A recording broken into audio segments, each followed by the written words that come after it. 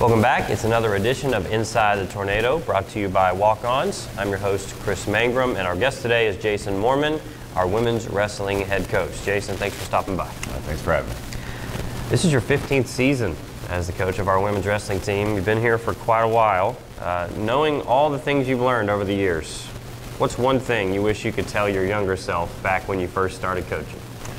I think, and as I told you before, that's a tough one. Yeah. I think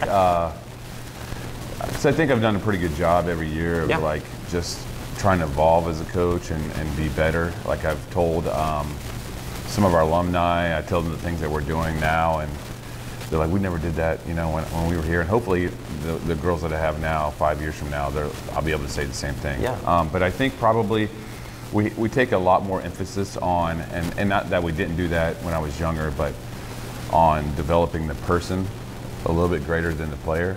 And you know, I think as a young coach we're so wrapped up in being successful in our results, but over time we've really put a lot more emphasis on that part, and it's been a lot better. So well, year in and year out, you guys have found so much continued success, multiple All-Americans, back-to-back national duels titles.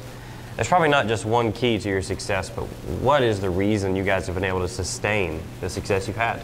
Well, I think I kind of just, the same thing I mentioned, focuses on the person and the development of that.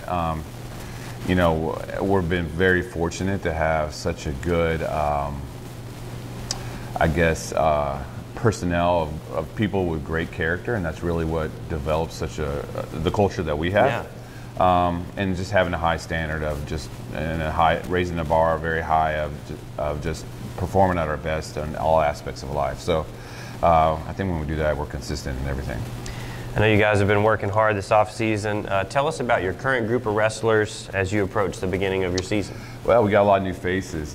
We brought 9 new people in, half of our lineup. We've got people moving weights, and we have some transfers coming in, some freshmen possibly starting. So, you know, really excited. They're working very hard. Where they're at now to where we were at the beginning of preseason, a huge growth, and it's only November. So just super excited to see where it leads. Well, you guys have finished runners-up at the last 3 national championships. An incredible accomplishment, but I know you're seeking more. What's it going to take to get over the hump? I don't know. Honestly, I think it'll be probably, since we split off to the NCAA division, NCAA only teams, national title championship. We have Iowa in the mix now. McKendree is very deep. North Central, right now, North Central is ranked first, and I think they're double points from us being second. So, you know, it's a good question. I think what we got to do is just be healthy, and as long as everyone's bought in on a daily basis and every day striving to just be better than they were the day before, you know, I think we'll have a decent shot. Well, our women's wrestling team spends quite a bit of time on the road here over the next couple of months before hosting their first home match all the way January 13th. So be sure to follow them along on the road on our website, kingtornado.com. You can find all their roster information as well as schedules and any information you need about our women's wrestling program. For Jason, I'm Chris. This has been another edition of Inside the Tornado, brought to you by Walk-Ons. See you next time.